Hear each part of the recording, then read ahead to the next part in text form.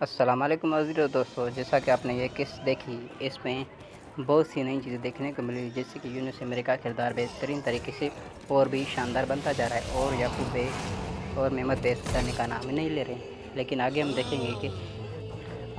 رہے ہیں کہ قسطنطین کو پتہ لگ گیا ہے کہ ہولفیرا جاسوس ہے، لیکن پھر بھی قسطنطین اس کو نہیں مارے گا، کیونکہ اس کو اپنے عزائم کے لیے استعمال کرے گا، عثمان کو پھنسانے کے لیے۔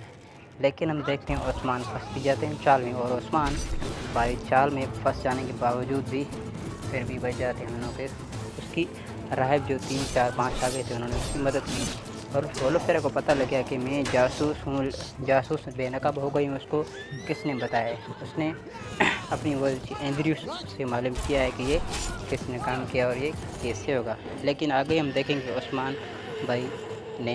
عثمان نے قسطنطین کی قرارگاہ بھی دیکھ لی ہے، اور اس کو آگے اختتام تک پہنچائے گا اپنے ساتھیوں کے ساتھ مل۔